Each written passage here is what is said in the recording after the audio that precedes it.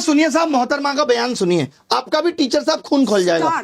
Star teacher, YouTube वाले star teacher, YouTube वाले star teacher, जानना ना कौड़ी, कभी ब्लैक बोर्ड लेकर कुछ एक्सप्लेनर बनाते हैं, खाली व्यूज बटोरते हैं, उटपटांग ग्रैब्स लिखते हैं और उसके बाद से अपने आप को इतना महारथी समझने लगते हैं कि कुछ लोग उनको फॉलो करने लगते हैं उनके तमाशे की वजह से, और फिर वो जाकर जहां पर जो आता है वो बोलते हैं और उसके दम पर फिर वो पैसे वसूलते हैं, छात्रों से वसूलते हैं। बिल्कुल तुम्हारी तरह एकदम बात है। ये जो एक्सप्लेनर बनाने वाले यूट्यूबर्स हैं और जो शिक्षक हैं उनमें फर्क है, वो फर्क सबको समझना पड़ेगा।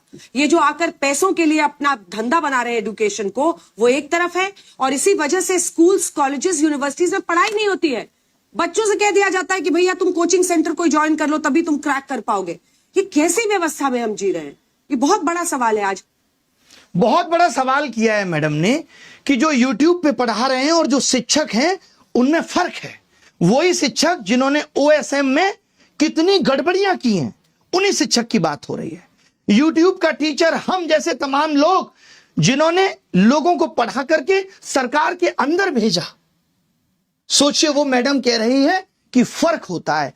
फर्क मैडम रियल मीडिया और आपके जैसी चाटुकारी मीडिया में भी होता है। पता है आपको, यह समझना पड़ेगा। जिस तरीके से आप कह रही ना व्यूज के लिए, आप टीआरपी के लिए किस तरीके से स्टूडियो के अंदर घमासान कराती हैं वो दुनिया ने देखा है कि कोई लॉजिक नहीं, सिर्फ उलूल जुलूल बातें। ये पत्रकारिता है तुम्हारी। इसको नंबर मिलने चाहिए। ये पत्रकारिता है लोगों के लिए। ये देखिए, झालमुड़ी सिर्फ एक स्ट्रीट फूड नहीं है, एक इमोशन है। ये इमोशन है झालमुड़ी।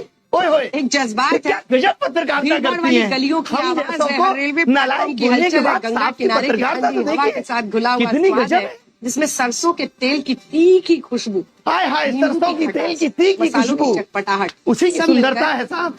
एक ऐसी कहानी बनाते हैं जो हर बंगाली के दिल में बस जाती है। जो आपने पोएट्री चिपकाई है ना, कसम से मजा आ गया। सोचिए कैसे कैसे मीम बन रहे हैं तुम लोगों पे।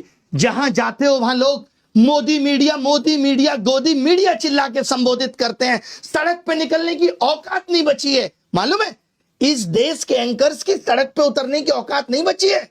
अब इनका जीवन स्टूडियो तक सीमित है। लोग गिरेबान पकड़ के पूछ लेंगे कि क्या कर रहे हो। आपको तो चौथा स्तंभ कहा जाता था। पिछले साल रैंकिंग 153 थी, इस साल 157 है, और वो यूट्यूब के एजुकेटर्स पे सवाल उठा रहे हैं। तुमने क्या किया भाई? कभी प्रधानमंत्री से तुम सवाल पूछ पाए? 56 इंच सीने के सामने तुम्हारा सीना तो आधा इंच का भी नहीं रहा।